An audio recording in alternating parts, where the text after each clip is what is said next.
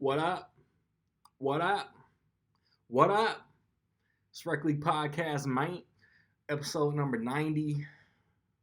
I know I say it all the time, man. Like, I appreciate y'all that watch. I appreciate y'all that listen. It trips me out that I've done this many episodes. I'm 10 episodes away from 100 in the can. This is a fun episode, though, man. Background change.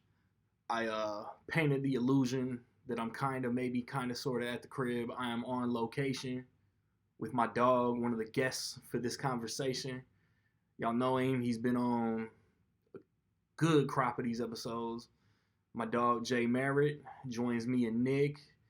Spoiler heavy. This is your first warning. Spoiler heavy Thor, Love, and Thunder discussion in this episode. The highs, the lows, what we liked, what we didn't, the mid, the post-credit scenes, and stuff that Marvel Studios got to clean up. It's a fun conversation, man. It's always fun. It's always a fun, interesting discussion on this podcast, man.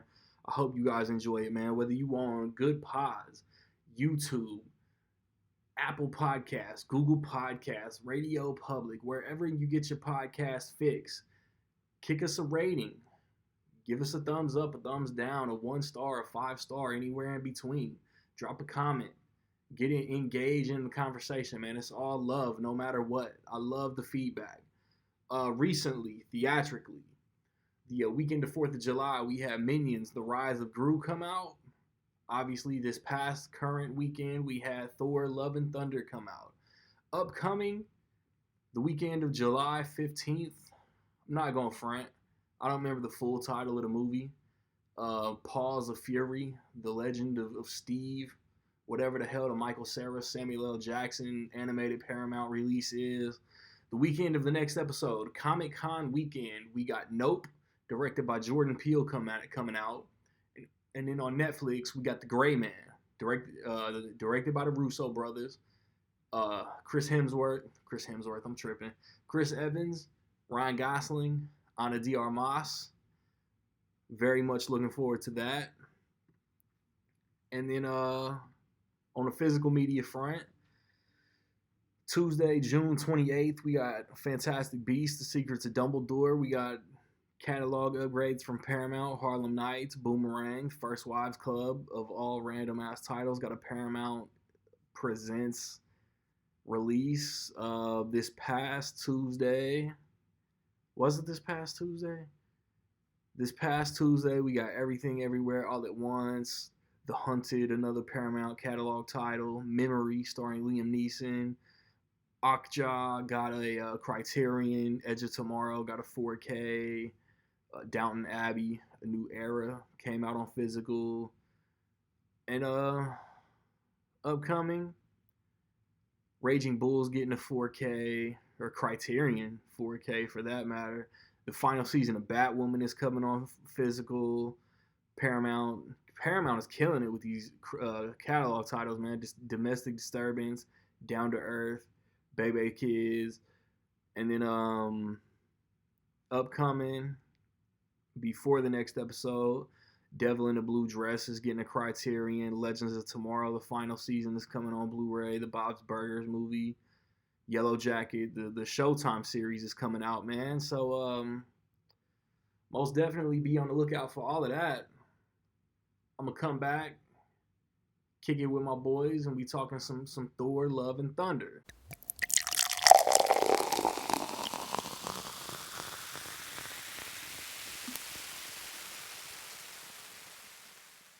We back, and as y'all know at the top, that I said at the top of the episode, I am on location. It look like I'm at the crib, but the background different. Live with it.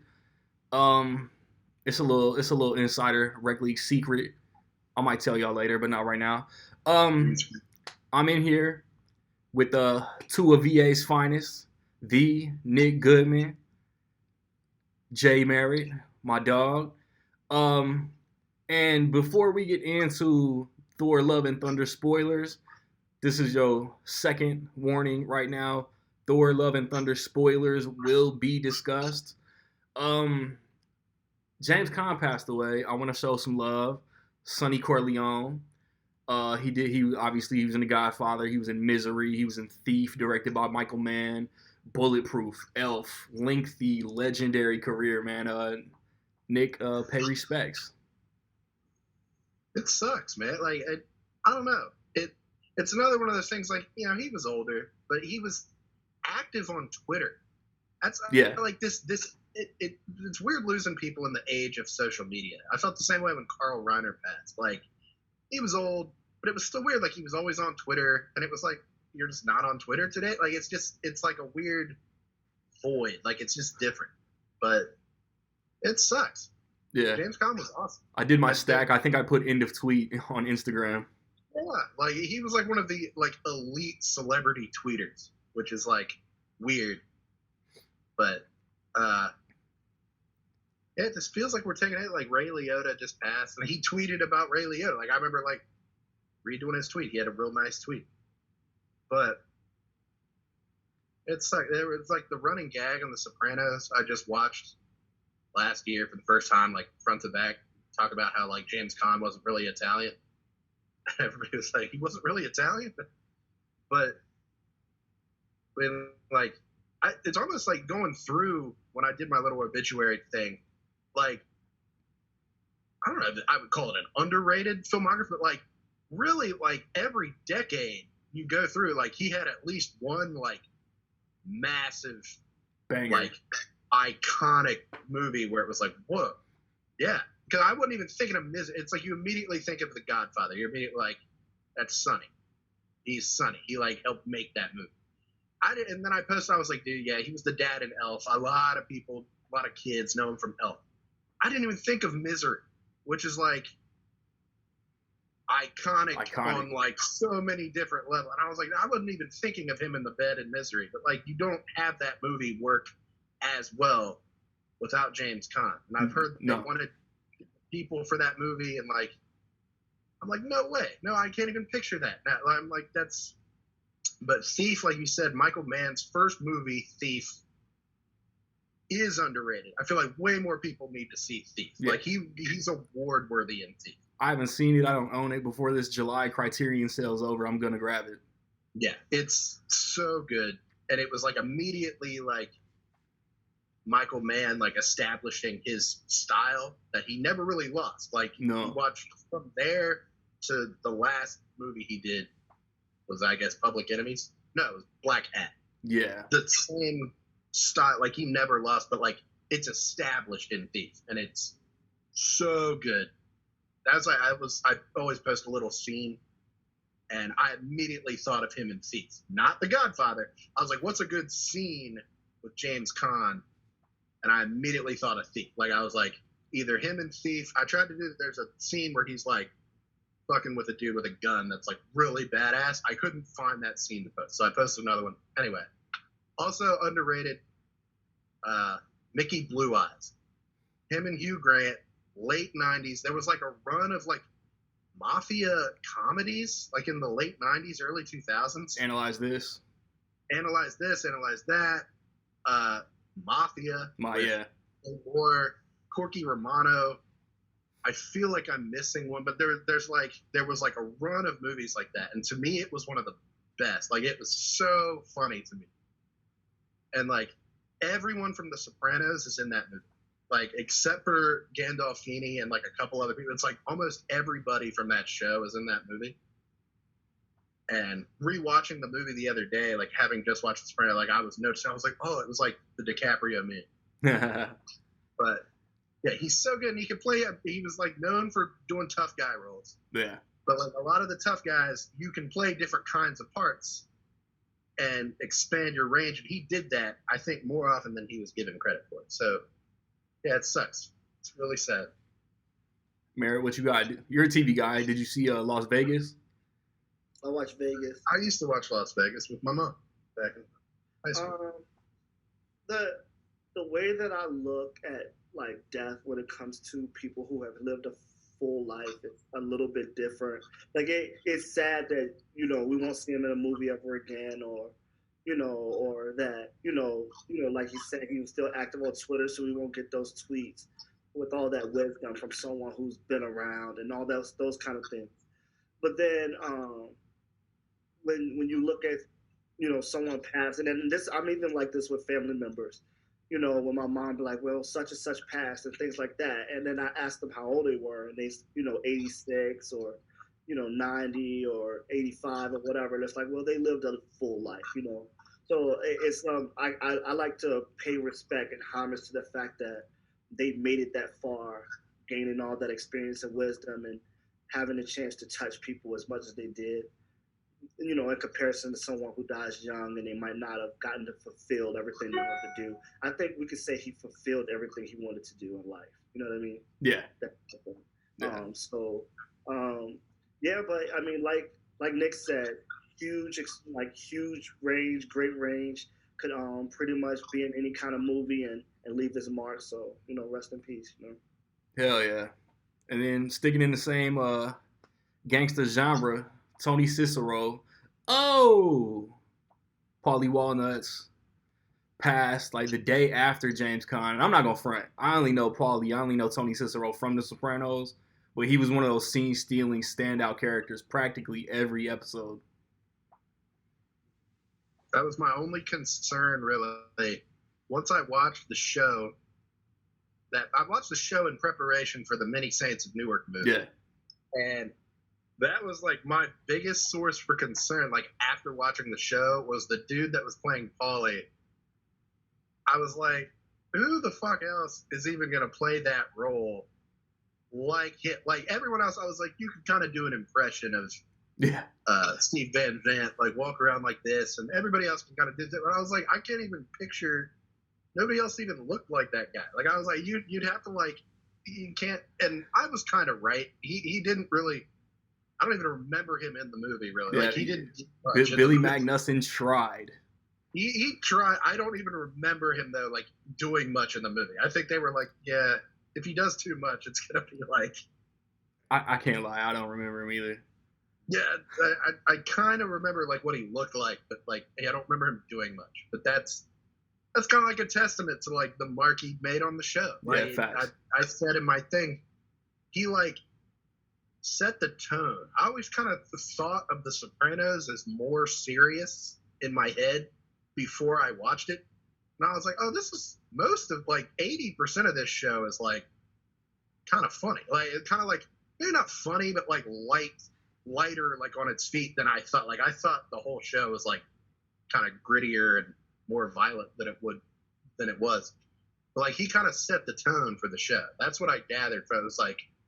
It's like an authenticity. Like I was like, this guy is barely acting. Like this guy acts like this in real life, and this is what it is. And he was funny, but also like intimidating, like when he needed to be. And he was perfect on the show. And like just any other role I ever saw him in, he kind of played the same kind of role, but it was like perfect for the role. It was like obviously that guy. He painted Tony on that horse. Yeah, and he was the Griffin's dog in Family Guy. There was like 8 or 9 years ago. It was like in the news. It was like a thing, but like Brian died on Family Guy.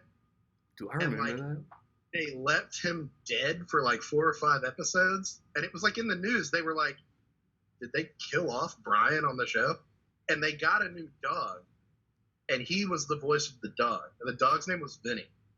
And like he was in like 4 or 5 episodes just like hanging out with Stewie. Like you really thought for like a couple weeks that they were like, I guess they killed off Brian.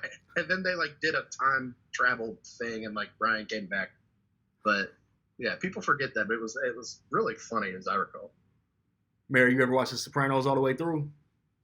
Not all the way through. I looked at The Sopranos as a show that like kind of like puts you in the living room of what it was like really living with that time period of those people. You know what I mean?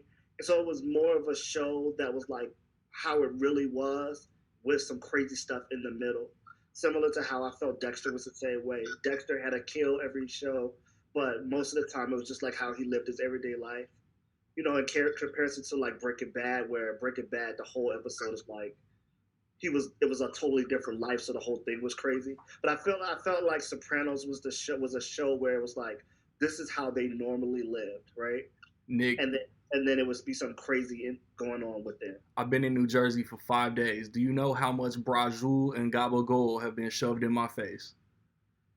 I went to Walmart the other day. I was in the deli, and I was like, where's the fucking gabagool? Like, I was like looking around, and I was like, that doesn't even exist here. I have to go to Jersey or someplace to get that. It doesn't even exist. Yeah, man. All right.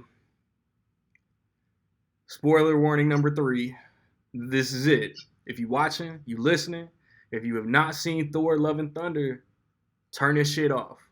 I will sacrifice the views. I will sacrifice the streams. Come back after you've seen the movie, because this is it.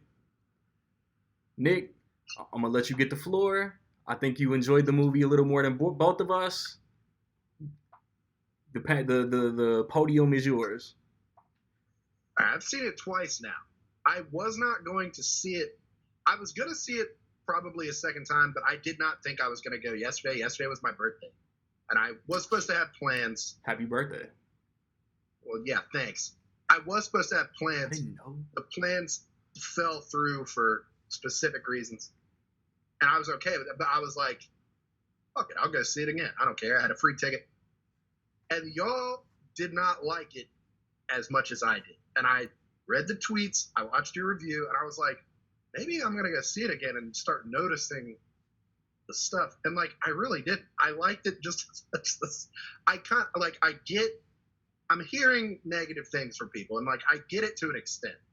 But judging it on Twitter is not real. Like, people that hate on Twitter, they hate on, like, a different level.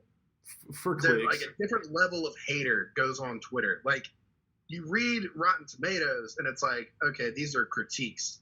You go on Twitter, and it's like, this dude just hates everything Marvel. Like, you read, so it's hard to gauge, like, what is, like, a real criticism and what is. DC Fanboy 69 hated Thor, go figure. Yeah, like, Snyder Cut Boy 85. Like, of course you didn't like Love and Thunder. Yeah. But, like, I do get it. Like, people that say there's, like, an overabundance of humor and, like, kind of over the top, like, goofiness. That. It's like, I get it. I'm like, yeah. It's almost like Ragnarok, which rewatching Ragnarok the other day, like, I love Thor Ragnarok. It's in my top 5. I could die. Like, I'm watching it, like, halfway through. I'm like, this movie fucking rules. And it's like, everybody kind of felt that way about Ragnarok. Like, it was like the breath of fresh air. Everybody always like say, oh, what a breath of fresh air. And, like, so they basically took everything that worked about Ragnarok and, like, doubled down on it. Tripled. And, like, some of it works better than other things. Like, it's just simple fact. Like, some of it, like, Thor is more funny now than he was when he started. I rewatched the old Thors, and, like, you watch the first Thor, and, like, Hemsworth is good in the first Thor. Yeah. But I feel like more thought was given to the casting of everyone but him. Like, it was like, all right, cool. Anthony Hopkins is Odin. Like, that's gonna kick ass. And, like, Academy Award winner Natalie Portman is Jane Foster. And this new guy, like, look at this guy that's playing Loki. Like, this guy is gonna steal this whole movie. And it was also, and this big strong guy is Thor. Like, who cares? Jim Kirk's dad. Yeah, like, it was like I remember that movie. It was called A Perfect Getaway. I remember the name. That's the only thing I knew. Like, I didn't even remember that he was in Star Trek. He was like a bad guy in that, and I remember being like, "Oh, that's the guy that's playing Thor." Anyway, like, I feel it's y'all that said, like, Thor kind of started coming into his own, like, as a character in Age of Ultron. Yeah. And, like, I agree with that. Like, Ragnarok gets a lot of the credit because it's more goofy, but, like, Age of Ultron, it was like he was more comfortable with the fish out of water aspect of the character, like putting him on Earth and putting him with the other Avengers. Like, he was just, like, funny, like, more comfortable. I think in Ultron, I think he took charge more. He was kind of like not ordering, but he was like giving Cap, like, hey, we need to do this. And then he had some, like, quippy one-liners, creating vision. Like, Thor stole a lot of Ultron. It was like Yeah, so much of the first Avengers is the smoothing over. Like, you have to put all these people in a room together and give them equal amount of spotlight. You didn't have to worry about that in Age of Ultron. And I think Thor benefited from that the most. Maybe Thor and like the Hulk. It was like, you don't have to do expository shit with the Hulk anymore. We already know how he turned into the Hulk, and now he can go bang Scarlett Johansson. Yes, but like, sure. I liked Love and Thunder. Like, it's not as good as Ragnarok. It is not. It might not even be as good as the original Thor. I love the original Thor, but to me, it's like close. But like, I thought the performances in Love and Thunder were like great. Like, I love Natalie Portman. I think to me, she stole the movie, which I would not say that about the first two Thors she was in. Like, she was very much like, she was good, but she was very much like the girl in the first two Thor movies. Yeah. This one, I was like, oh my God, she's like flawless in this role. And I wish we could get her as that character more. I don't think that's going to happen. I do. Or some. You do? Yeah. I'm torn. I would like it. I'll talk about it when it's my turn, but yeah, I think she'll be back. I would like it. I feel like they're gonna like ignore it. Like, they're just. I mean, fuck it. Let's chop it up. Like, the post-credit scene, she's greeted at Valhalla by Heimdall, the heaven of the gods. Is that just a closure for her character, or does she come back in Thor 5 or her own movie, whatever? So in the comics, right? In the comics, Jane dies from cancer, just the storyline of this movie, right? She dies. She go to Valhalla. The same. She does. It's the same thing in the comics. So they played that straight from the comics, right? And the only thing that's different that in the comics, Heimdall is not dead.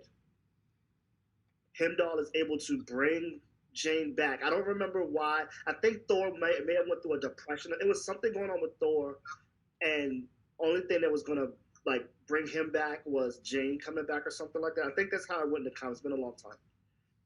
Heimdall was able to bring Jane back, and she came back, and she wasn't the mighty Thor when she came back. She came back and became a Valkyrie. The reason why I think that she will be back is because in the after credit scene, Heimdall is the one that greeted her, which connects to the comics. And also, her and Valkyrie got really close in this movie, which connects to the fact that she came back and was a Valkyrie when she came back. And it looks like Valkyrie is actually, she had a bunch of girls at the end of the movie, so it looked like she's training new Valkyrie. So I could see Jane and Valkyrie, being the head Valkyries to these younger Valkyries. I could see them bringing her back and doing that with Heimdall. So that the way they connected all of it, it made sense to me that they would do something similar with the comics. I just don't think it'll be right away. Marvel has so much going on right now. Yeah. That's what I feel like. It was like open-ended. I'm like, I feel like they're either going to forget about that, or like that, and they'll be like, well, that can't be Thor 5. Somebody will be like, well, yeah, it can. I don't know. They got the TV shows. I think the Valkyrie story. I think if they did the Valkyrie story, or if the Valkyrie story is going to be a thing, I think that would be a Disney Plus show thing more than a movie. You know what I'm saying? Maybe it seemed like it would make more sense as a show than it would a movie. Maybe. Yeah. I don't know. I'm getting sick of the Disney Plus shows. I gotta say, I didn't think that would happen. I didn't either. Until Moon Knight. And I was like, am I getting sick of this? Like, do I need a break from this nonsense? It's wild. Like me and Merritt like this movie less than Nick. Me and Nick like Moon Knight less than Merritt. I didn't dislike it, but like, I had to rewatch the whole thing. It's my least favorite. Stop and rewatch because I was like, I'm getting confused. Like, they're saying people's names. It was, I think it was the week wait. What it was like previously on Moon Knight. They would show something. I was like, I don't remember that at all. Like, I'd be like, I don't know where they are right now. And I had that last week with Miss Marvel, but I didn't, but like I did. And when it started. This isn't the Miss Marvel episode, so I'm not going to spoil that for anybody. it started a certain way, and I thought, oh no, we're about to dig deeper into this, but they didn't. So like I kind of jumped the gun, and I was in the group chat. I was like, this show's just as confusing as Midnight. It's really not. Like I was like, oh, they didn't dwell on that too much. But no, I think anyway. I think Miss Marvel's been consistent. Should we just start off like Nick? What you think about the opening with Gore and his motivations and the sword and that god? I thought it was cool. Again, like from the trailers, and this has been some people that didn't like it, like this was their problem with it, and like to me it was a plus. Like I loved that. Like Taika Waititi is known for like his kind of quirkiness, even though his movies aren't that goofy. If you ever watch, like most, like one or two of them are, but they're usually underlined with like emotion. So like, but I get like he like injected Ragnarok with this like quirkiness, and like this, like I said, doubled down on it. But like Gore was this like weird, like gothic looking dark villain, and I loved that like juxtaposed onto the weird neon like goofiness. I was like, this is gonna be like heaven for me, and like it was. But I also don't think like the movie was like under 2 hours. The movie was like an hour 58 or something. Yeah. And like, and it's rare that I say that, but I think it could have benefited from like another 15, 20 minutes. Facts. And they could have spent more time with Gore. Like, because we was talking about this the other day. How does Gore learn that he needs Stormbreaker to get to the wishing well? Yeah. Like, it's like, I don't need everything spoon-fed. It's kind of the same thing with like, you don't really see Jane do anything with the hammer. She's just there looking at it, and the next thing you know, she has it, and you're like, I wanted to see her become the mighty Thor. I'm saying, like, I was, you know, you put the pieces together, fine. Yeah. It's fine. But I'm like, you could have, you know, stretched your arms a little bit and like given it just a little more. I think we could have spent more time with Gore. Like he really only got that one scene at the beginning where the emotion was like there, so for you to empathize with him. The rest of it, it was like, why is he like kind of goofy clapping ghost guy? Yeah. Now, like when did he get that? Like it worked for the character, but it was also like, when did he become this creepy creeper? Like we could have seen him kind of become that, or like, you know, give in to the sword, because it was kind of implied, I guess, the sword is corrupting him. I'm like, okay, but you don't really see that happening. Like it's like it happens, like it kind of whispers to him right there in that first scene. Well, and then the rest of the movie, he's just kind of like, I saw it and I know it happened, but like Mary like made me remember like when he first like sees like the green shrubbery and the fruit and all that shit, it cuts his hand. Yeah, that's it. It's like it's almost like he's in the desert and he kind of hears it, and he walks and you see all the trees and shit, and it's like, okay. And like seeing it the second time, like really, it helps to see certain things the second time, because once your expectations are in check, you can start like processing certain things. And the second time I saw it, I was wondering, I was like, is this stuff really there? Did the god put this in the middle of the desert so they could like hang out and eat fruit? Like what? They don't really answer that. No. And I'm like, the sword was calling to him. The hammer was calling to Jane. They don't really, I'm like, that's a beautiful parallel. It's making her sick. It's making him sick. They only kind of reference that one time. Like he's just like, it's like, oh, the hammer calls to you.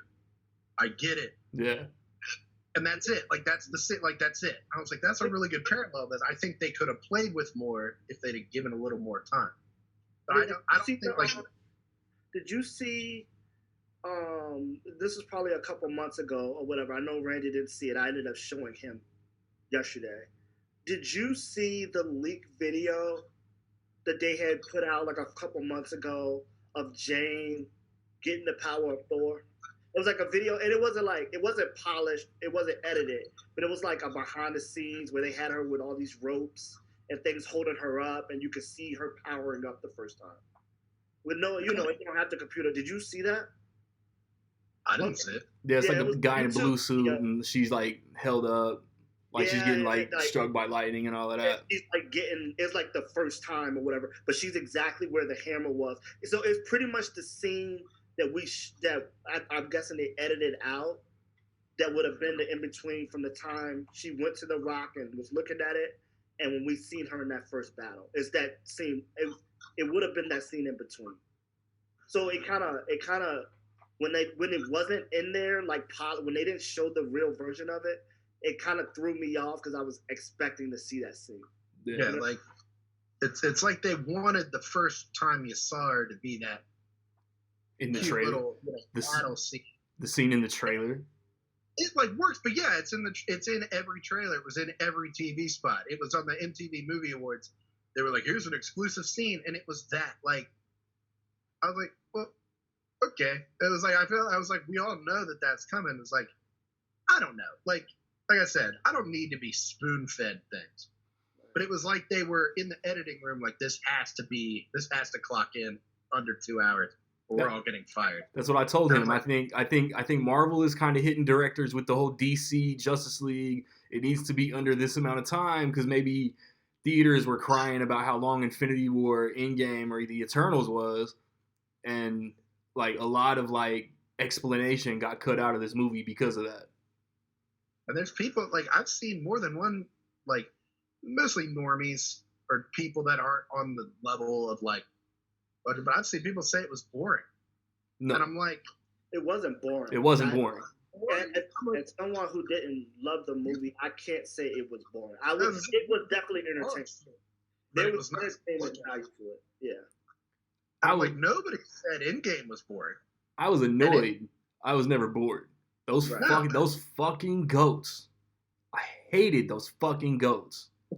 Goats made me laugh a few times. The first time. I thought they were kind of funny. I don't think they overdid the goats, but we kind of could have had maybe less goat. I thought the thing where they were like going into the shadow realm and then they just hit the rock and then the goats just like screamed. It was like from far away. That kind of got me. Me and the guy in front of me. The guy in front of me like laughed his ass off at the goats. This is one of my... Like, I'm not going to sit here and complain about every single scene I didn't like, because I don't feel like that is fair to the movie specifically. But one of the things, I mean, we're going to be discussing the movie, but one of the things that particularly I didn't like about this movie in comparison to Ragnarok, and I love your point that you said about Ragnarok being a breath of fresh air. That made sense.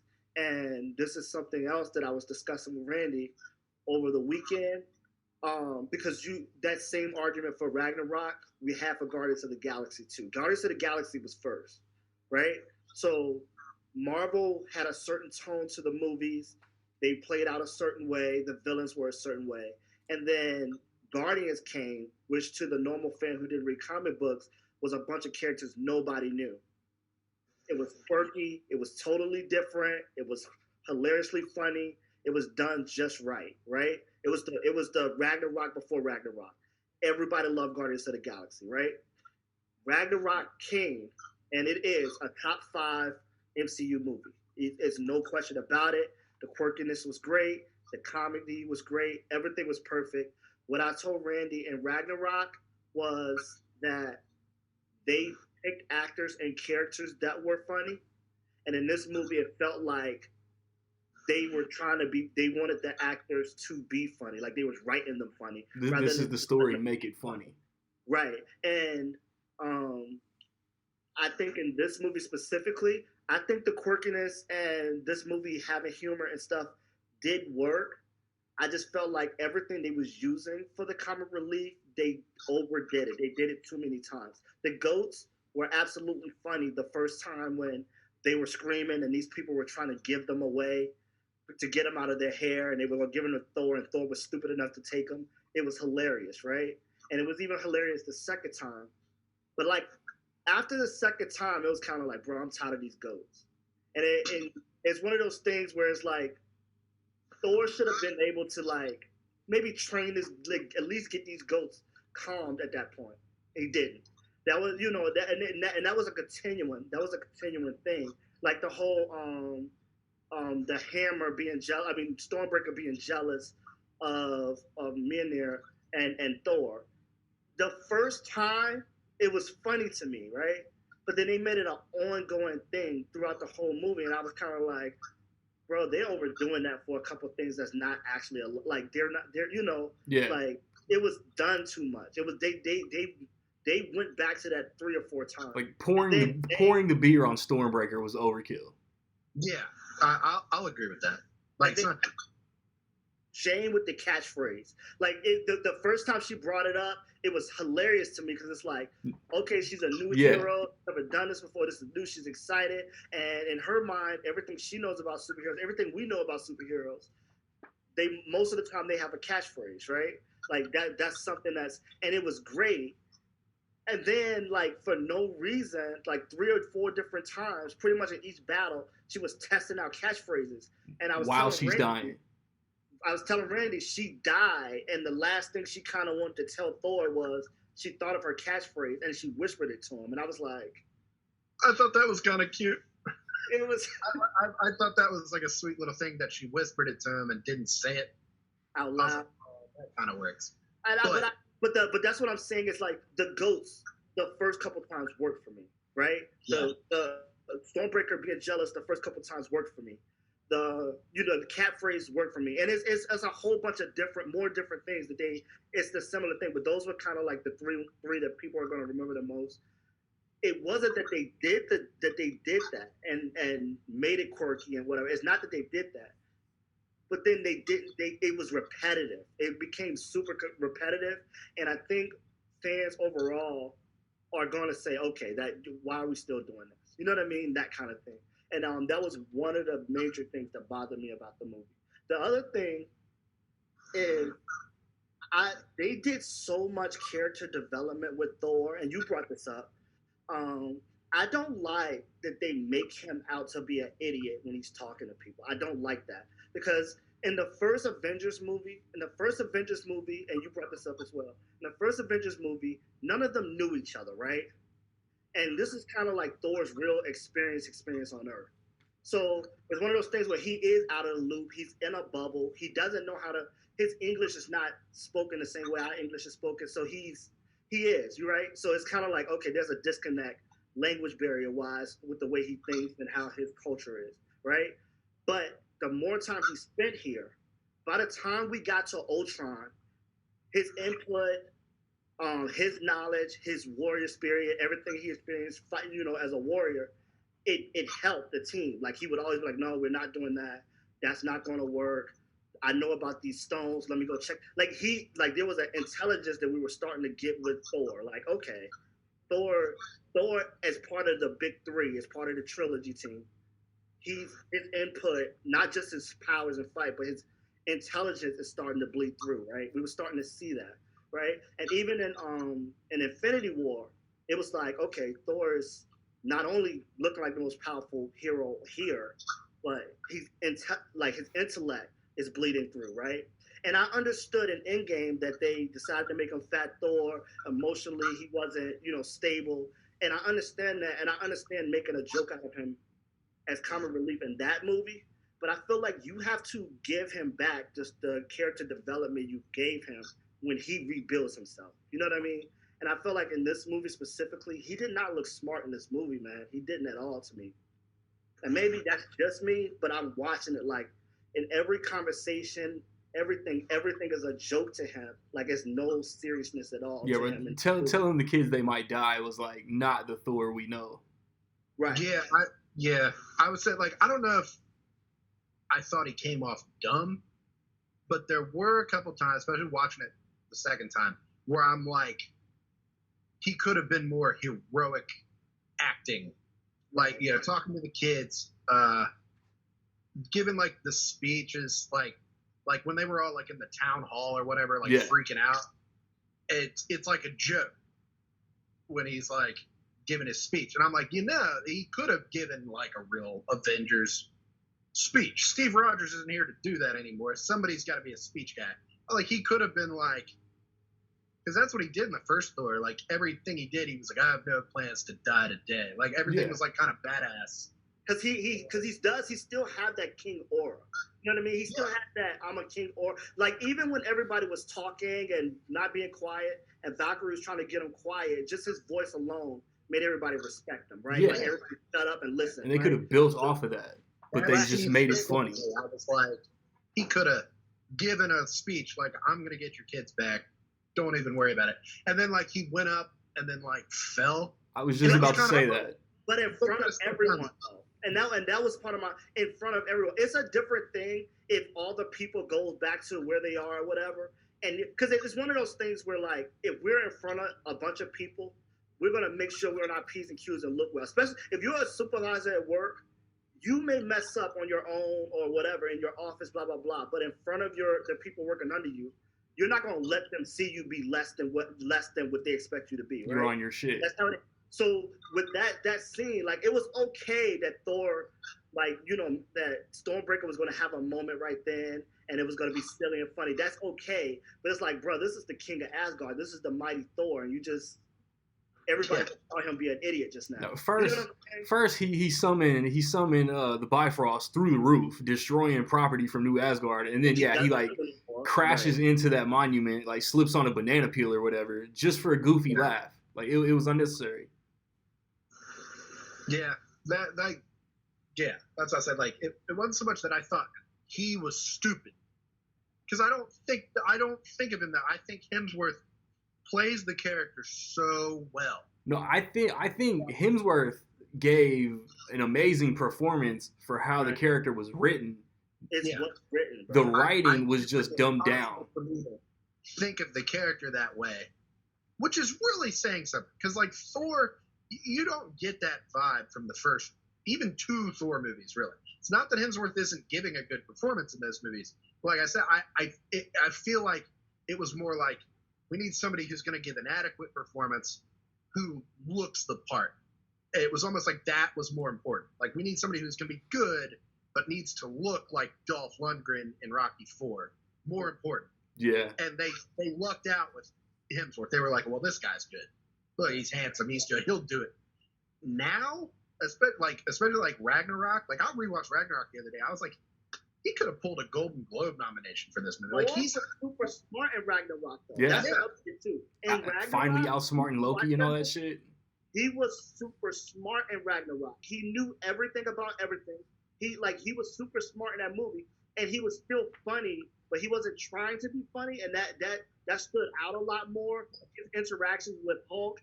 You're gonna be more funny and more vulnerable around your friends, right? Like me and Randy, we're funnier. We joke around a lot, and that's what I felt like he had with the Hulk. And so those made the times he was with the Hulk, it was always funny. Whenever he was with Valkyrie, it was always funny. When he was dealing with the Grand Master, it was always funny. And that's a norm. But he looked smart in those moments. You know what I mean? Yeah, I agree. Like even at the goofy stuff, like when he throws the ball and it like bounces back and just like smacks him in the face. He gets up and does like one of those. Like it's all authentic. Like it's without missing a beat. I'm like, that's acting. Like that's a performance. That's like a calculated thing. That's not just like, put him. You know, it's not put Arnold Schwarzenegger in a school with a bunch of kids and see what happens. It's like, you know, you're Thor on a planet now with the Hulk, and this crazy shit is happening around you, and you have to anchor that, because without him as Thor, Ragnarok specifically, but also this, like, but that story would go all over the place. It's almost like a magnet holding everything together. Without that story is out of control. And I think, like I said, I think that's what we all liked about Ragnarok, was that as wacky and bizarre as it was, it's never out of control. Like you can follow the story. There's different things happening in different planets and stuff like that, and you're still like, you're buying it because it all works. This one did not work as well, but I would say that he was as good in this as he was in that. As an actor, Chris Hemsworth as Thor showed up. That's not even a question. Yeah. Natalie Portman as Jane the actors showed up, but they can only act what they're given, right? So my problem is not with any of the actors or what they delivered. It's more about the story they were given, The writing and direction. how far it went. You know what I mean? The two things though, one of the major things that I had a problem with was Gore the God Butcher. He's Gore the God Butcher by name, you know, and he was the major villain in this movie. And we literally only seen him butcher one god. And I feel like it should have been more. I think that Malekith from the second movie had more had more character development than Christian Bale as a villain in the MCU. You know what I mean? Like we saw him literally kill one god, and that was the one god that was actually mistreating him. Like if he's gonna kill, if any of us are gonna kill somebody, of course we're gonna kill the person who's absolutely mistreating us or whatever. That don't necessarily make you evil. And like that was a moment. We didn't see him go out on a rampage killing gods because he felt like they all needed to die. Dude, it's like we got the intro with Gore, and then we got Thor meditating and saving those people, destroying their like worshiping temple, getting the goats, and then in that time Gore has killed like 16 gods off camera, and somewhere in between that, Jane got her powers, and then Gore is attacking New Asgard. Thor gets word of that, but it's like in all that time, Gore like knew that he needed Stormbreaker already, and like snatching up all the kids was the motivation to get him Stormbreaker. Yeah, like I said, like I always make the Lord of the Rings reference. Like a lot of these movies are too long. It's like having a little bit of butter and too much bread. And you're trying to scrape it on there and have this, rinky-dink story fit this long thing. This was the opposite. I was like, wait, they could have added, and I'm like, people don't care. Like, you don't need to make a 3-hour movie. Even a good ass like The Batman, like even that, I'm like, you could have made it shorter. It's good. This, I'm like, you could have added 15, 20 minutes to this, and it would have been the average superhero movie length, the average Fast and the Furious movie length. Like, we can handle it. What did y'all think? Like, Gore, like, Christian Bale was good. I would even say he was really good. Great, yeah. Christian Bale is good in everything. Like, name one. I mean, he's good in movies that, like, you don't even remember. Like, he's good in, like, Newsies. Like, movies that you don't even talk about. I have no idea what Amsterdam's even about, but I'm there. Right. Like, he was good in fucking, like, Reign of Fire with Matthew McConaughey and the Dragons. Like he's good in everything. That's Academy Award winner Christian Bale. Like, him getting signed to this movie was like, this is serious. Like, that's, and even, like, reading his interviews and shit like that, like, he's like, I don't even know what the MCU is. And it's like, you're thinking something must have attracted him to this character, this story, and he was great. I just saw some bloke stealing stones.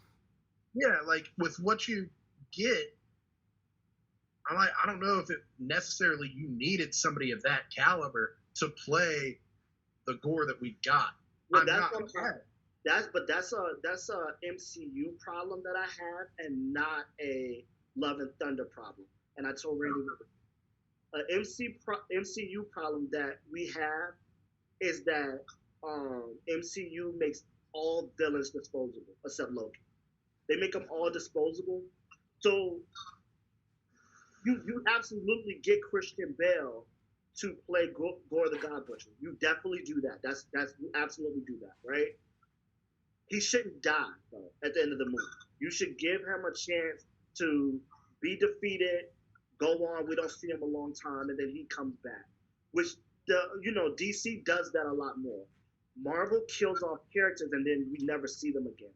And I think that is actually, I'm starting to see it as a problem, and I think the longer we go, it's going to be more of a problem. If you kill off all the Thanoses, if you kill off all the Gore the God Butchers, if you kill them all off, right?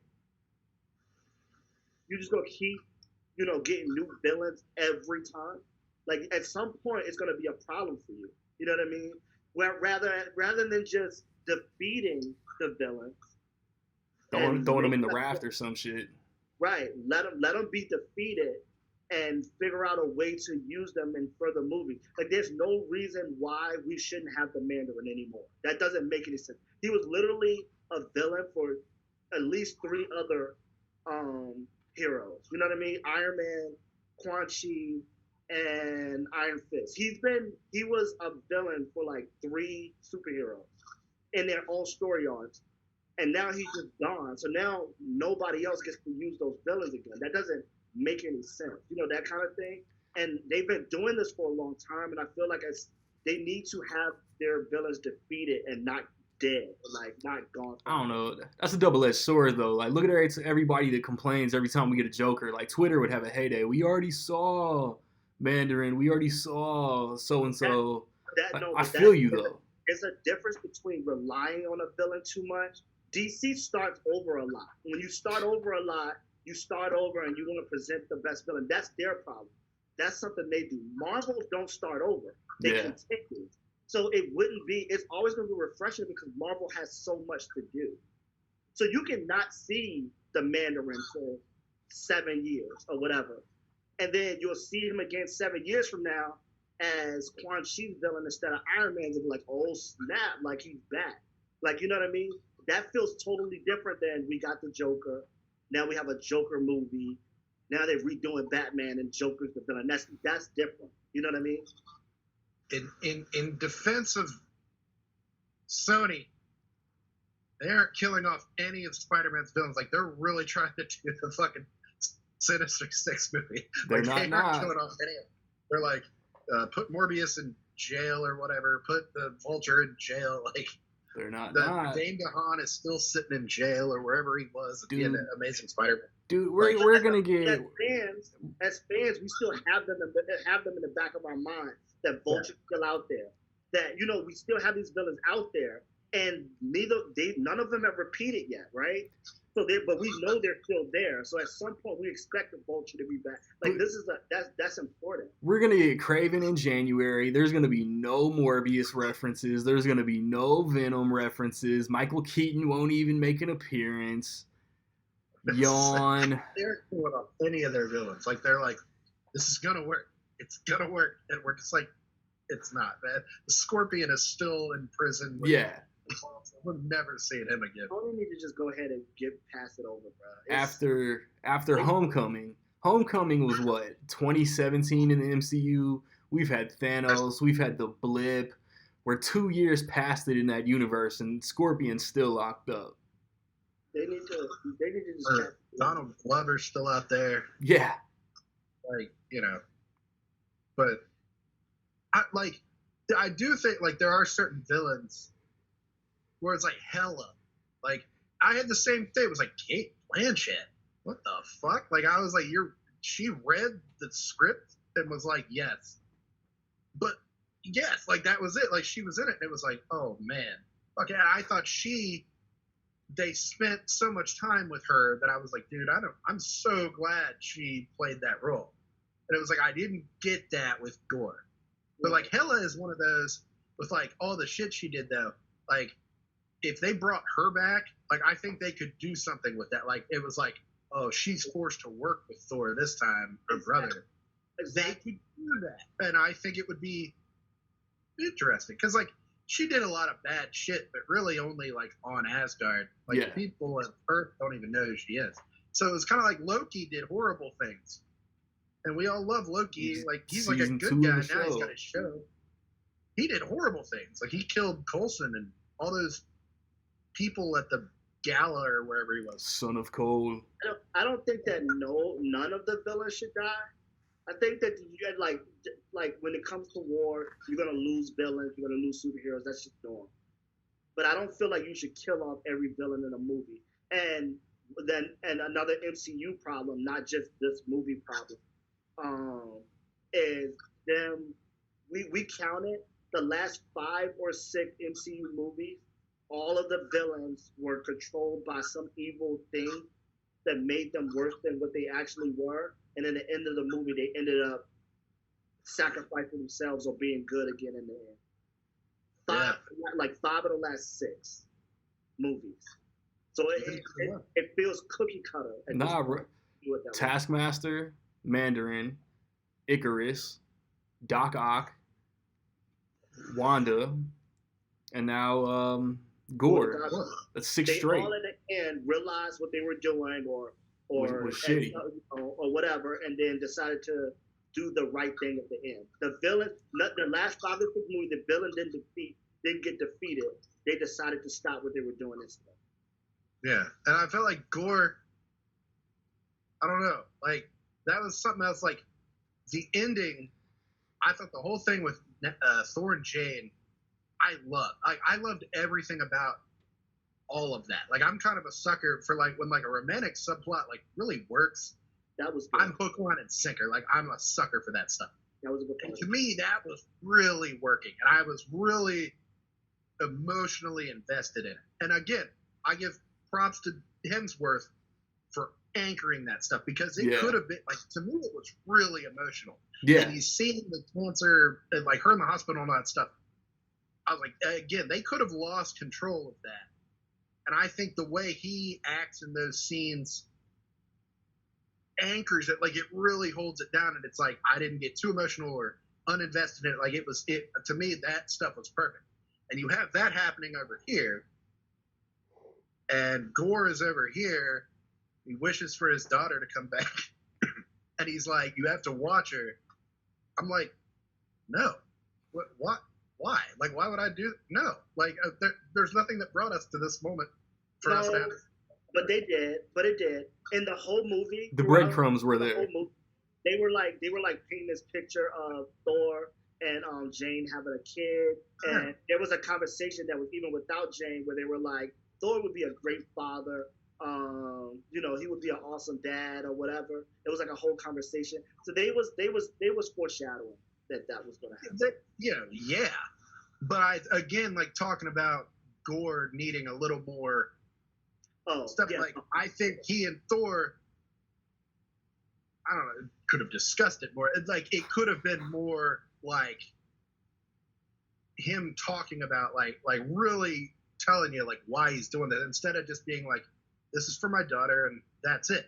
It's like you get to that scene and after that point it's like he hadn't even thought of it. Like he was like, I'm just gonna wish for all the gods to be dead. Facts. And it was like he's like, well, you don't have to do that. You can wish for anything. And he's like, oh, why fight you? You've already won. And Thor's like, okay. I'm like, wait. I would not even be ready to like. Yeah. It's like I just loved the love of my life, and now I have a kid in the span of like 30 seconds. That's the thing too. Why did Thanos think of that? Why did Thanos go through all that trouble when he could have just went? Fuck that shit. Yeah, he could have gone there. That whole. He could have just made his wish. Yo, before we take our break, that whole montage was how hectic their relationship was. It was Thor telling Mjolnir take care of her. That's why we didn't see Jane become Thor, because we got that Thor telling the Hammer to watch her back, whatever. And then like the breadcrumbs of him kind of wanting to like have a family. Yeah, it worked, but it was also kind of like you could have added, and that's rare because sometimes you watch a movie and it's like, Jesus, this is so long. You could have, and this is the rare movie where you could have added a little bit of like leg room. Like it worked. Like I bought that she was worthy to carry the hammer. Yeah, she was a great character. Gore was only the monster on his planet, though. Like I know I see a lot of people like I'm actually defending this movie a lot more than I thought I would be coming into this. There's a lot of people complaining that he looked like Quan Chi a lot, and then he looked like this monster, then he looked like Quan Chi again, and blah blah blah. And I think people miss, and they didn't dwell on it, but they did say that Gore was a lot stronger on his old planet, and that's where the sword itself, the Shadow Realm. So when he's on his own planet, that's the only point of the movie where we see him like look with that evil and with the black stuff. He was damn near Smeagol on the Shadow Realm. Because before he went to that planet, he did look like Quan Chi. And then when at the end when he made his wish, it was the same thing. It was only on that planet specifically that the sword was at its highest power, where that it changed how he looked. And I think people miss that too. We're gonna go to break, but the funniest meme that I've seen is like when he's Caucasian, it says Christian Bale, and when he's black and white, it says Christian Atheist. P break. All right, I want to before we keep talking and don't touch on this spot, let's talk about like Russell Crowe as Zeus, omnipotent land, the whole God orgy, and that mid-credit scene. Nicholas. No. Nicholas. One of the most useless sequences in the whole movie. Go ahead. I thought it was fine. I don't know what I expected from Zeus from the trailer. Prancing down the steps in his skirt. Yeah, it got laughs. It got laughs both times. So I don't know. I love the cast. I'm like, dude, yeah, Russell Crowe, Zeus, that's good. And the credit scene, again, there's potential. It's like, ooh. And I didn't catch it till the second time that was the dude from Ted Lasso. Yeah. Did not catch that the first time. I was like, who the fuck was that? I don't watch Ted Lasso. I just saw it attached to his name when I looked up who the actor was. I noticed it yesterday, and I was like, oh, shit. But a lot of potential there because like Hercules, again, like you talk about, like he probably won't be a straight up villain. Like, no, like it'll be, they'll fight once or twice, and then they'll probably join forces. And then Zeus is still alive. Zeus will probably do that too. I think there's potential for Zeus as a character. It's going to take Thor. I think we are going to. He's a joke right now. He's a joke right now. Zeus is a joke right now. And I absolutely hate that he's a joke. Just based on mythology, based on the comics. Zeus to be that powerful, for them to portray him like that didn't sit well with me. And I can understand why other people liked it. It just didn't with me because Zeus is a serious powerhouse in the comics and in mythology. You know what I mean? So to see him like that was kind of like, no. If you do not rate and share this podcast, you are not invited to the orgy. I hate it. I hated that. I didn't hate that he said it once. But it goes along with what I was saying before. He dwelled on it like 3 or 4 times. The overdoing of the running gag is what hurt a lot of this movie for me. There was another one, was the Matt Damon thing. Like they did their little play. It was cute. It was funny. It was like, oh, they're doing it again.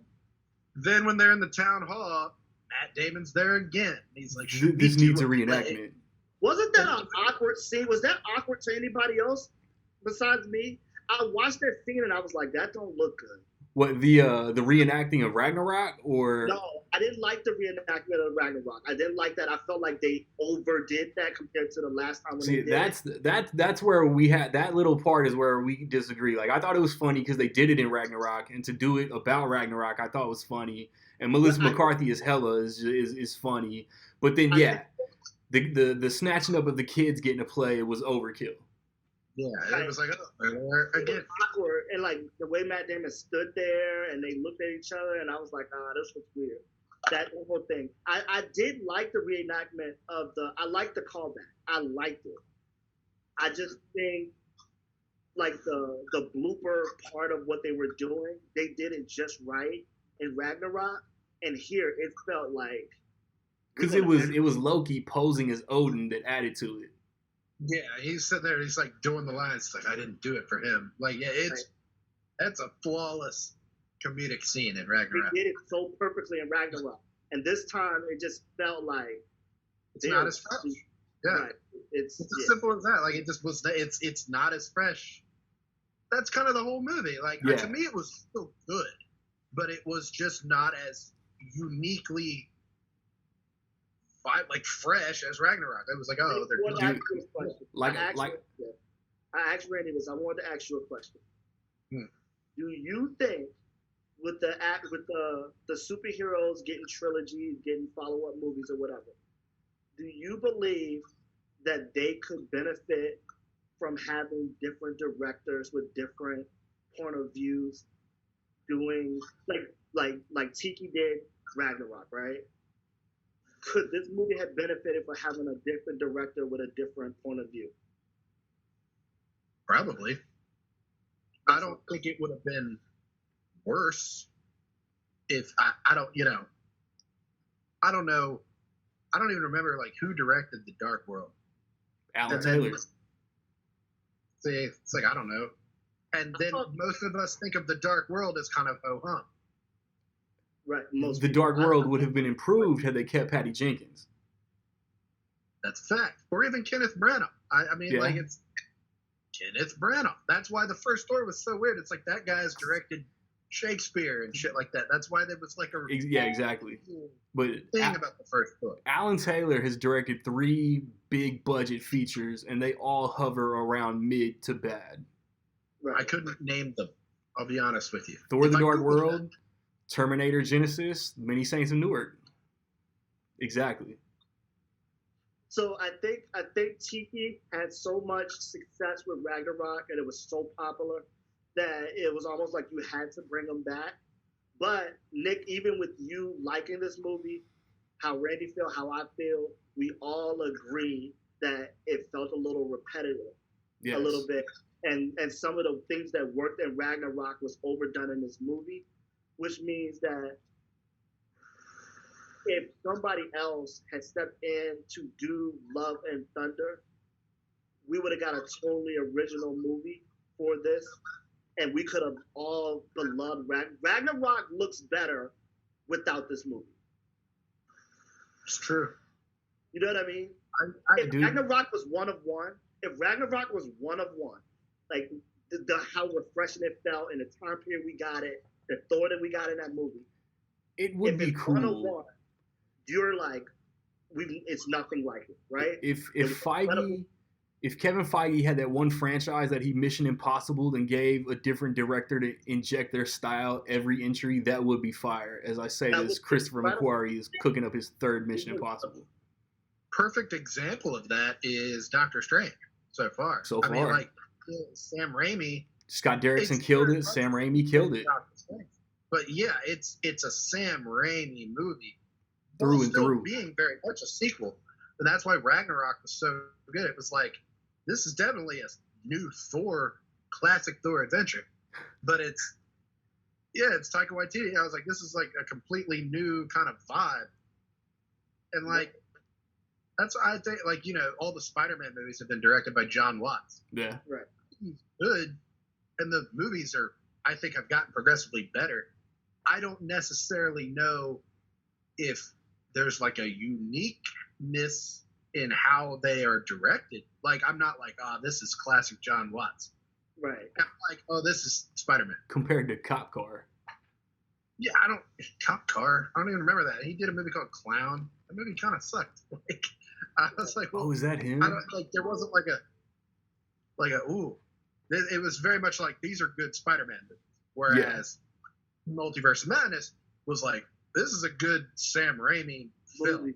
Right. Even the first Avengers, like, you don't want to say it, but it's like Joss Whedon, he really kicked that movie in the pants. Like, it was like you needed somebody who could do that kind of entertainment. It's not as good without him. Joss Whedon showed up, bro.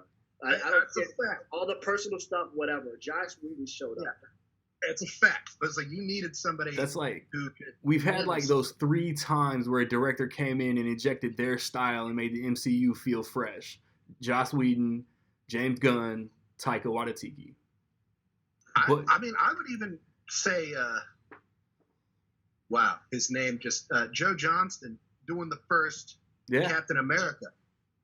I'm like, dude, great choice. The Russos. Right. But he wouldn't have been as good. Like, the Winter Soldier needed a different vibe. It needed, I don't know how they landed on the Russo brothers with their show. I really don't.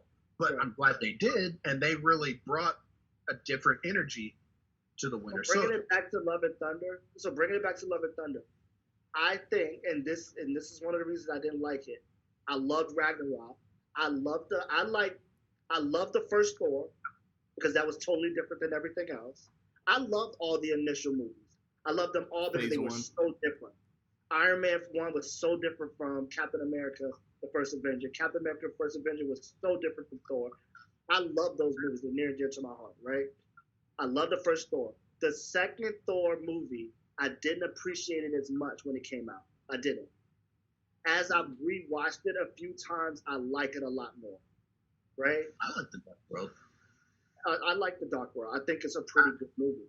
I enjoyed it. It's hard, I was telling Randy this. It's hard, like having it rated low compared to other Marvel movies just says how great Marvel movies have been. And when you go back and you rewatch it and you re-like it, you want to move it up, but it's like, but I did not have to move something down. And it's hard. Yeah. That's what I was saying. I'm like, exactly. It's not as good as, what's above it. Like, to me, it's like, it's not as good as Ant-Man. Right. Like Randy says, I got Ant-Man ranked too low. Way too low. Like, to me, Ant-Man is like bottom half. It's still great. It's Ant-Man. It's better than The Dark World. And that's part of it. And like, so I love Dark World. Ragnarok is the diamond in the rough, right? Yeah. Of Thor. Ragnarok is the diamond in the rough. After having Fat Thor, coming after Ragnarok, coming after Infinity War, when we saw Thor and all of us together was like, as a MCU, collab, all was like, okay, Thor's the strongest in the Avengers. It's been an ongoing joke that it's all, but it's not. It's Thor. We all felt that way coming out of Infinity War. Damn you, Stark. Right. So I felt like Love and Thunder could have benefited from somebody else's point of view, and if they came and brought not quirkiness, some humor in an action movie with Thor being his strongest. That's what I feel. I said it on my personal review on YouTube. I said it on my Letterboxd review, man. Like, Marvel, Kevin Feige, like, Ragnarok was so good that they just gave Taika Waititi, like, the green light. Like, do what you did in Ragnarok, and you have full creative control. And he just, like I said, tripled down on everything that worked in Ragnarok, and it got to an overly silly point. But with that said, you're not wrong. There are some incredible things about this movie too. I do not want to get off and not say that. There were some things I really like. I really like Jane Foster as the Mighty Thor. She did it. That was incredible. That was incredible. I really like Gore the God Butcher. Christian Bale being Gore the God Butcher and the performance he delivered. We didn't see enough of him, but that's the movie and the script he was given. But him, when he was on screen, I thought he was great. The battle with the Guardians was good. The battle of the Guardians was good. Valkyrie delivered. Valkyrie definitely delivered. Thor, Valkyrie, and Jane as just being in the movie together was great. I love the scene where he had them all like strung up, like talking his shit right after they discovered he needed Stormbreaker. We need more of that. Yeah, like, that's the thing. He was a threat in that scene. Like, I was like, I didn't know. And something else about this movie, it happened more than once. It was like, you think somebody's gonna die, or you think, oh fuck, and then they just don't. I'm not mad that they didn't, but it happened 3 different times. Mm-hmm. It happened with Lady Sif. It happened with Cord. It happened with Valkyrie. Sif was fucking wasted. That's got to be the most thankless role between her and Heimdall. Bro, like, I know that they're sitting reading their shit. Like, why did I sign up for this? Taika erased everything from the first 2 movies, if we're being honest. He did. And it's kind of it kind of sucks that the Warriors 3. If I had one knock on Ragnarok, it was like he just got rid of them in 2 scenes basically, and she wasn't even there because she was on that TV show. Yeah. I was like, I know she's pissed, and Idris Elba, I know Idris Elba's pissed. I had the most thankless ass role in the entire cinematic universe. I died in the Infinity War, and I didn't even get to come back for the in-game fight.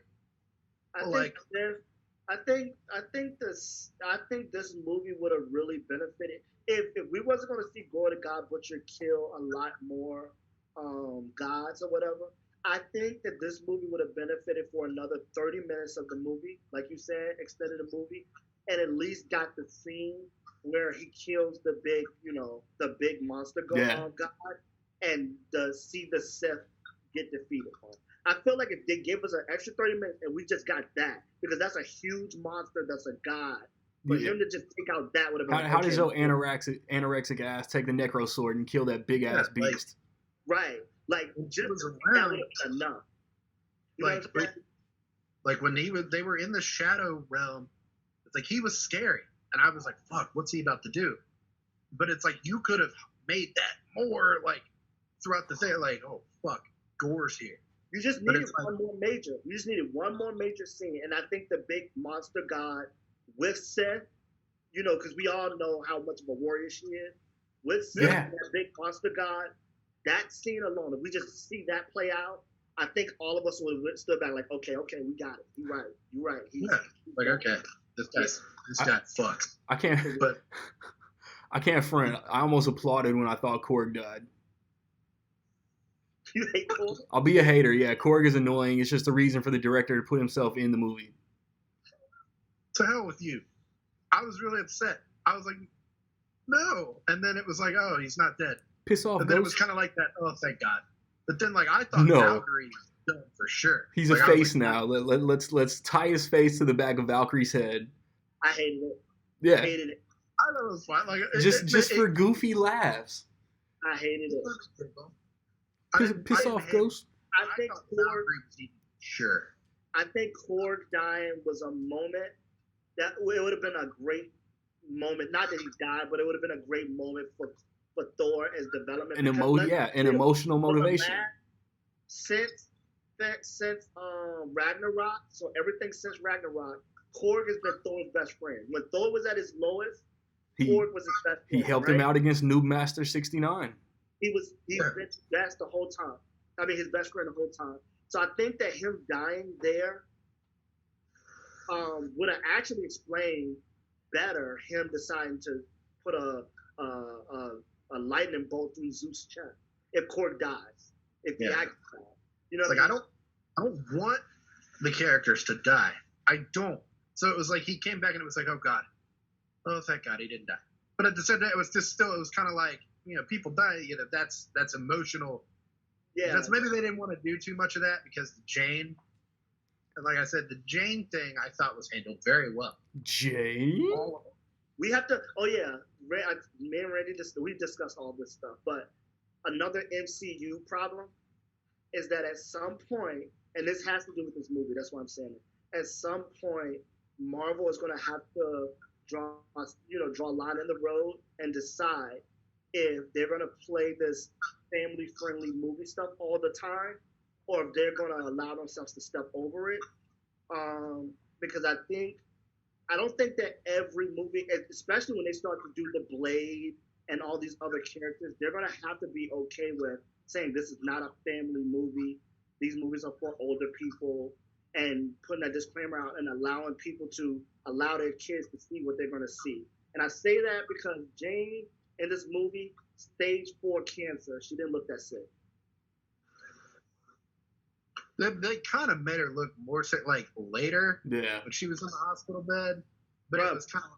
Yeah, with stage 4 cancer, you're not even getting out of the bed. Yeah. It's. But to me, like I said, like it was enough for me to be like, oh no. Even just seeing her like sitting in the chemo, like I knew what was happening immediately. Like they kind of played with it a bit. I knew where she was immediately, and I was like, oh, I don't like this. Facts. This is rough for me to watch.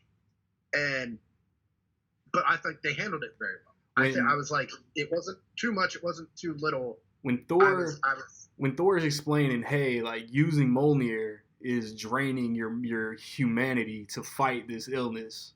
Yeah, that's when she looked pretty rough. She looked really sick the second time. When she was in the hospital and he didn't take her to fight, that's when I was like, this is how she really should have looked the whole time.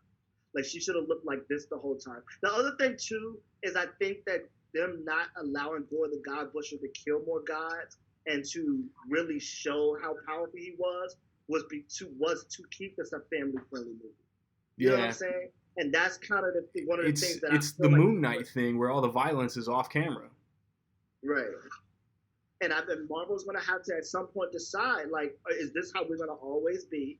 Or are we going to, step over that line some and say, okay, parents, with your discretion, just know. You know what I mean? That kind of thing. I think they stepped over the line in Multiverse of Madness. They did.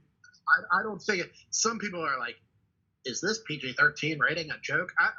To me, it was still very PG-13. But I was like, if you'd have told me he was going to, like, ghost walk his dead corpse with a cape full of demon ghosts, I wouldn't have thought that was gonna happen. I'd been like, I think they did it first. I think Endgame when he chopped Thanos' head off was the first one. I was like, oh, okay, all right, now we're starting to get somewhere. You know what I mean? And then you're right, Multiverse of Madness. I was like, when the whole Wanda killing the Illuminati scene, I was like, oh, yo, like, yeah. In the theater, did she rip Professor X's head off, or did they like splice that in for Disney Plus? No. That happened in the movie. Yeah. Okay. That happened in the movie. And her, sending the shield through Captain Britain. Is she Captain Britain? It's Captain Britain, right? Well, yeah, that's fair. And them sending the shield. I felt like and the Black Bolt. When they did that, I was like, oh, okay. What mouth? Yeah, that was crazy. When they did that, so they do that, but it's like, are you gonna commit to it? Yeah. Or no? You know what I mean? There's stuff, and I make the same argument about the gay stuff. There was a lot of gay stuff in this movie that really wasn't that gay. That like Disney's like, look at us, yeah. Look at these icons, and it's like Natalie Portman and Chris Hemsworth, and I'm like, come on, it's like, okay, Korg is gay, cool, a like, rock, they have babies by holding hands. I saw. Right, like they didn't commit. They tipped it. I saw like 3 or 4 different links and headlines. Thor, Love and Thunder will acknowledge Valkyrie's bisexuality. What'd she do? Kiss a chick's hand and like say she was Team Jane? They kind of Thor said, "I know what team you're on." Then like, when the parents are crying over the kids, there's like 2 moms. I'm like, that's classic Disney. Like that's everything Disney has done gay. I mean, we're talking. I mean, the Baymax show, Lightyear, Star Wars, everything that they've put a little thing in and made like a big deal about it. It's that. That's it. Yeah, I'm not saying that's as gay representation as Multiverse of Madness. Right. Yeah, like I'm just like, if you're gonna do it, do it. Like, like commit to it, right? Yeah, like I'm not saying you have to, force it, even though it's not forcing anything. Don't you think you're gonna do it? Do it. Have Valkyrie be at the gay orgy that she's talking about. She's excited to be at. Just put it out. Like, who gives a shit? I don't give a shit. Yeah. Marvel and Disney have committed to doing the higher movie ratings to PG-13, R-rated, blah blah blah. They got it where you can now, pass codes in Disney Plus, so your kids can only watch certain things and you can watch certain things because they added the Marvel Netflix shows or whatever. So they committed to that. So it's like, but are you going to commit to that in the movies? Are you going to say, we're going to do a Punisher movie, we're going to do a Deadpool movie? Your kids probably shouldn't see this one. Are you going to commit to that? They edit their shit on there. I turned on Adventures in Babysitting had an anniversary maybe like a week ago.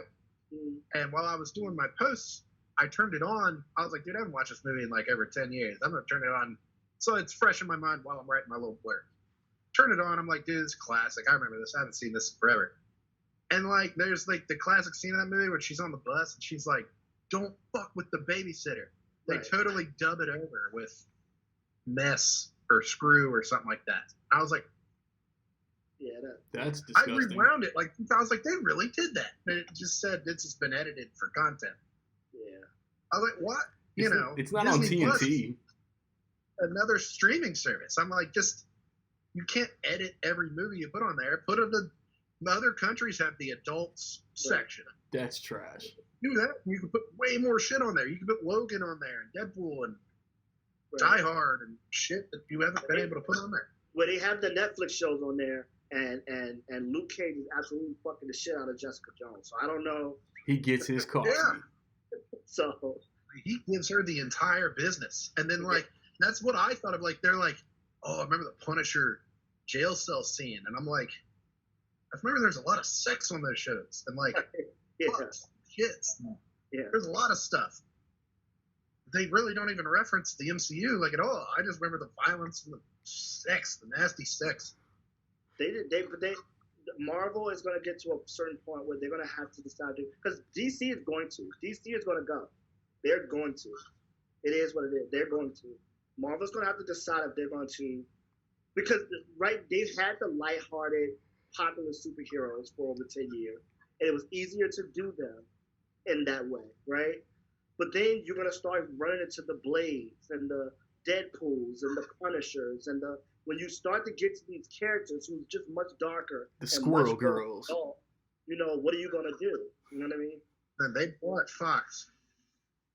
They own Deadpool. And it's like, you can't not make a Deadpool 3. Like, you bought Fox with the intention of doing another Deadpool.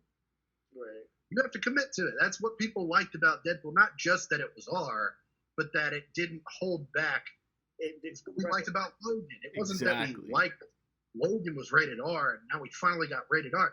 We liked that it didn't hold back. It told its story without any, reservations. We needed it to be more violent. It just needed to be more violent. Deadpool had to make the dick and fart jokes. He had to. There had to be over-the-top violence. Right. So it's we don't need that with everything. I don't think Blade needs to be rated R. But Deadpool 3 needs to be rated R. They're we could do a Deadpool PG-13. No, you did that. Or Fox did that. And it's not as good. The Once Upon a Deadpool, it's not as good. It's not bad for TNT or something like that, but watching it, I'm no, this isn't as good. With the Thor character, with Thor and these characters, it's going to come down to we can make more money with kids in the seats too than we are with adults, and I think that's going to hinder a little bit. And we're going to still watch it. We're going to love it. We're going to enjoy it. But it's always going to be something that we always mention that is going to hinder, because you can't do that and say that it's comic book accurate, because it's not going to be. Facts. You know what I mean? So it's I think Spider-Man, it's they're never going to be an R-rated Spider-Man. No. And that's okay with Spider-Man. And I'm I've loved Spider-Man as a child. That's what I'm always chasing with Spider-Man movies. I want that vibe, the Spider-Man vibe. But the Venom movies could have been rated R. They could have done something with that. I'm I don't think any kid is sitting I love Venom and I want to see that. It's Venom. You could have made an R-rated Venom. You could have made an R-rated Morbius movie. Right. But they aren't doing that. I'm no kid is looking at Morbius that's my hero. That's who I want to be when I grow up. It's Morbius. Michael Morbius. I get it, but the reason why all of us are the way we are, and the reason why we love movies the way we love movies and all of that, is because as kids, we were watching Terminator 2, and we was watching this stuff, right? And we were kids. There were movies where I was growing up, and I was going to the movies to see them, or I was watching them at home, and there was sex scenes, and my mom was just close your eyes. That's it. Or whatever. You know what I mean? Yeah, sure thing, Mom. She really didn't want me to watch, then she didn't let me watch it. And I was telling Randy this, it's not Marvel's responsibility to keep kids from watching things that parents feel, because everything that's not appropriate for my child may not be inappropriate for yours, right? So it's not their job to decide what's inappropriate and what's not for the sake of making money. Make the movies you need to make based on what they are in the comic books and what they should be, and let the parents say, okay, you can't see this one. It just is what it is. You know what I mean? That type of most parents aren't letting their little kids watch PG-13 shit anyway. Right. I think it was Hemsworth just did an interview or something. He said, I think I'll let her watch it soon or something like that. And I'm yeah, some of them are more violent than others. My daughter's 11. Love Iron Man. Right. But maybe not the Winter Soldier. The Winter Soldier is not a kids movie. No, it's not. It's PG-13, but it's not a kids movie. Right. And so my daughter is 11, and I took her to see Multiverse of Madness. I took her to see it. She's 11, and I took her, and I went there worried, this is a little bit darker than the normal superhero movie she sees. There's a little, because I had seen it already, and then I took her to see this when I wanted to see it a second time. And I was there's some things in here, blah, blah, blah, blah, blah. So I did go there with concern, some of the things you're going to see. She watched it, and she loved it, and she was fine. And then it gave me a relief, okay, she's ready for this. Like she's ready for this type of stuff. And at 11 Ready for years old, showgirls. at 11 years old, I was listening to Tupac and Biggie and watching the craziest stuff I can watch. So yeah, when I was 11, like, yeah, the music industry was weird. Like Marilyn Manson and Eminem were coming out, and like, my mom let me listen to all of it. Like she was like, I don't care what you do, and I was like, I'm pretty normal. I did. And also like when we were younger, not to sound like when I was young, but it's like even like PG movies that came out like in the 80s and 90s, more like the 90s, like the 80s. There really wasn't a PG-13 anything. No. But it's like PG movies were like meteor, like The Sandlot, or even like Casper, like a movie like that. If you think, oh, Casper the Friendly Ghost, right. It's like PG. There's all kinds of shit in Casper. Like there's bad language and innuendos and stuff like that. And like we didn't care. It was just like, oh well, that's why it's PG. The Sandlot, they were walking around and said, oh shit, and all this stuff. And like, well, that's why it's PG. It's like now everything's PG. Like Frozen is PG. And I'm like, it's going to be interesting to see what Marvel, as they continue to get to these darker characters, what they decide to do. And it just, watching this movie with the things that they referenced and tippy-toed around and didn't do, it just made me think about that. Like, is Marvel even thinking about, is these conversations that's being had on, at some point, are they going to have to cross these lines or make movies that's just for adults and movies that's just for kids? And this was, Love and Thunder was one of those movies specifically that made me think about that. You know what I mean? You think if you make it like them showing Thor naked, you flick too hard, blah blah blah. That all like some things that was in this movie is kind of like, are they having these conversations or not? You know what I mean? Dude, the ass shot, and they said shit a couple times. Like this almost could have been PG, like Rise of the Silver Surfer style. Right. I used to think that all the time. PG-13, like I used to like superhero movies used to be like PG-13, and they never said shit. Maybe like once, but it was like rare. Like most of PG-13ness would come from the like the violence. Right. And then X-Men came out. Like Wolverine was like, "You're so full of shit. This shit." And I was like, "Whoa, this is great." And now, like the MCU, they say shit all the time, like dipshit and shitty, and I'm feeling so shitty. Right. I'm like, hey, that's like the PG-13 curse word. But then now the X-Men movies are saying the F word. Go fuck yourself. Yeah. I don't think, do we have any F words in the MCU? I don't think so. No. Good. That'll be the thing. Like, that'll be the, like, smoothing over. It's like, somebody needs to say fuck. They're not that brave yet. Yeah. I think it'll be one of the Guardians.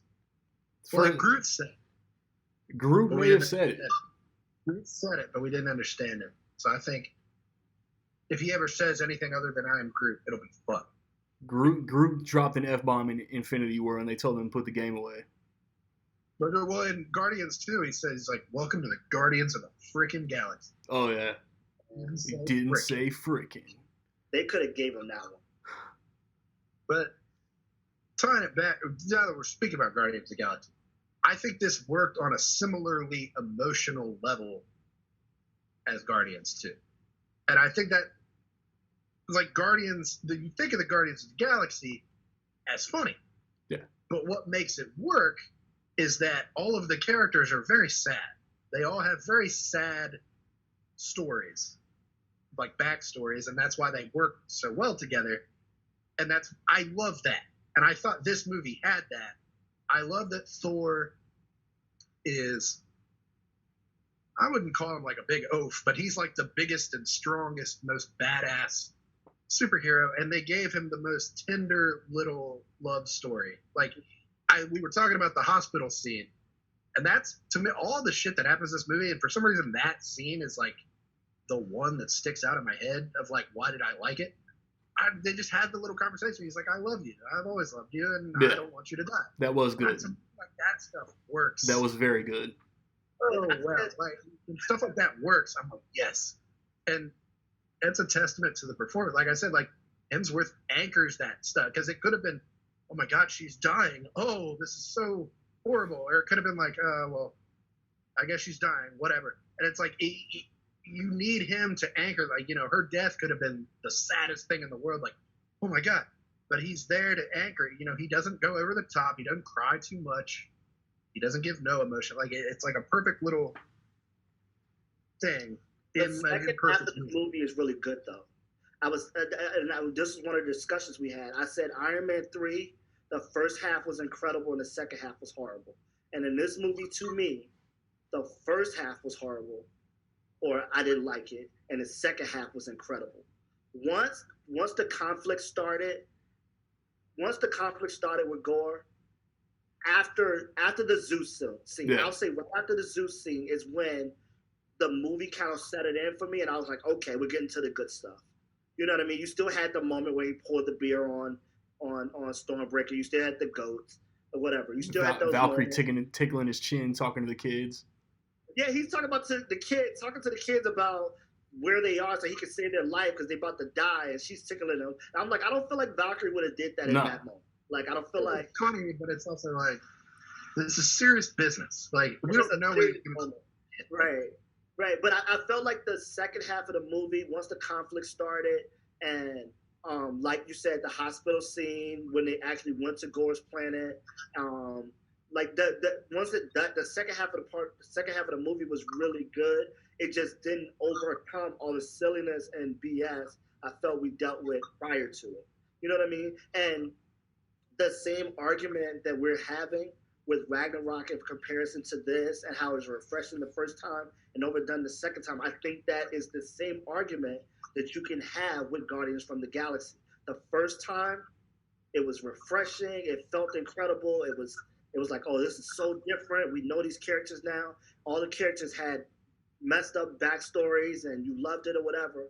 And the second time, even though I still do like Guardians of the Galaxy 2. I love Guardians. Yeah, Guardians of the Galaxy Volume 2 is really good. Volume 2. Yeah. But I saw the same kind of complaints, like, the jokes and blah, blah, blah, with Guardians of the Galaxy 2 and compared to Guardians of the Galaxy 1. And I think that is because it doesn't feel refreshing the second time, because the director is now comfortable with doing that, and he's given more freedom to do it. The first time is being nitpicked. You got to know that. Ragnarok the first time, it had more eyes on it. They cared more. They wanted to know if it was going to work. The second time, they was like, we trust you, right? Yeah. Right? And I feel like Guardians of the Galaxy was the same way. The first time, it was like, oh, we hope this works. This is new. They don't know these characters. Let's just, everything has to be P's and Q's. The second time with Guardians, it was like, oh, we trust you. It's great. You did this. We know you know what you're doing. And I feel like this movie suffered. Love and Thunder suffered from just you got it. Ragnarok did so well. Just give us that. And I suffer from that. Is there anything we haven't touched on before we wrap it up? Yes, probably. Spit something. Yeah. Nick, what did you think of Heimdall's son? What did you think of us finding out Heimdall has a son like that? It was fine. It was a bit like, shit, how's he gonna know where the kids are? Fuck it, Heimdall's son. Like, they just, put it in there. They're like, what if this kid is Heimdall's son? We're gonna kill this together. Bro, I told Randy, I was like, in my mind, Heimdall was one of those characters, and you see it all the time where a character is, super powerful, and they have, this huge responsibility, and he has, the power to be all-seeing. He sees everything. He's super strong, and because of that power, he was the guardian of Asgard, right? And it's in my mind, because of that, I felt like it was one of those sacrifice things where because he was so powerful and because he had that power, in my mind, he didn't do it, he didn't have any other life. It wasn't time off for him, though. That was a 24/7 job. You know what I mean? So, when they gave him a son, I was just like, so who takes his place when he's not at work? Who does what he does? Yeah, it's not like we ever saw him shift change. Yeah, no, it's lunch break. Let me go bang it out. We gotta get married real quick. Then I gotta get married. Who had that job in the Dark World? In the Dark World, He he did? did. He did. Remember they froze. Remember he knew that Loki was the one that was causing all the trouble from the very beginning. He knew. He kept on hinting to it. And then remember when they actually came to take over Asgard, or when they came to challenge, they froze him in ice. Remember that? They froze him in the ice, and he was frozen. It's Ragnarok. It's Ragnarok that Carl Urban is watching the gates for a little bit. Yeah.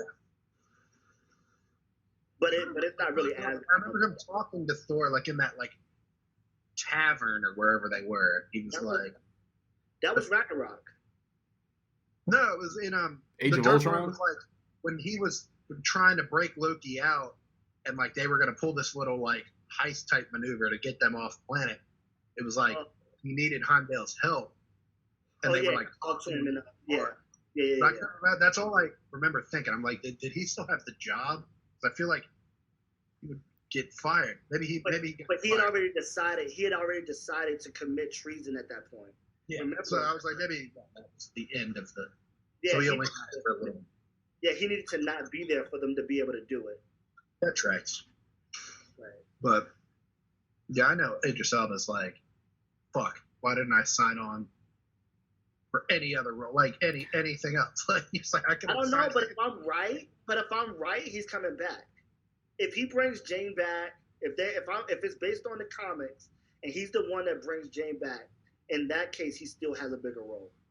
He'll be back. I wouldn't hate it. I think some people would hate it. Some people would be like, oh, boo, you can't just bring people back. I wouldn't hate it, though, because I love Natalie Portman in this movie. Yeah. I loved her. I didn't want her to die. And it kept getting closer, and I was like, that's a cop-out. Marvel doesn't kill anybody. Would it be okay? Well, they can't say that with Tony Stark and Black Widow being dead anymore. They got to let that go. They should. Would you be okay if she came back and became a Valkyrie instead of the mighty Thor? Yeah, I wouldn't hate it. She'd still be a badass. Right. Hate it. I think like there's so much you could do. It's like her, Valkyrie, and Lady Sif. Have them team up, do something. Like I know Jamie Alexander's pissed. A-Force. Like fuck, I signed on to this cool ass character. Like she gives her the side eye in the Dark World. Like, yeah. I was like, why wasn't Thor sticking it to Lady Sif? Like I every time I watch this movie, I say that all the time. Like, bruh. Like, listen, I understand Jane Foster is here, but she's only going to live for another 30, 40 years. Sif going to be here with you, bruh. Maybe Thor thinks I can have Jane, and then when she's gone, I can get Sif. Maybe that's. I can have my cake and eat it too. Like they do the thing where Jane goes to Asgard, and like when Sif walks in, she gives her like the coldest look, like the side eye of all sides, and they didn't do anything with that. Like I remember in the theater thinking like, oh no, they're creating like a jealousy love triangle thing. But she tried to shoot her shot. And he just wasn't interested. Yeah. And what was that Dark World? I think so. She kind of like was trying to talk to him, and she was like, "Come have a drink with me." Blah blah blah. And he was like, "In another life, I would have." Blah blah blah. And like I'm a weaker man than Thor, because I'd have been like, "Yes, let's do that today, now. Let's go."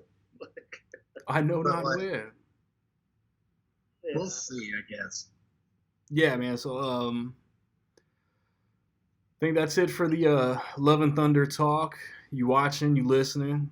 Let us know what you disagree with. Let us know what we were right about. We'll plug in a new guest. Probably have Melissa back in 2 weeks. Don't know what the topic's gonna be though. So yeah, man. I'll come back, spit a little something for y'all. It's Rec League Podcast.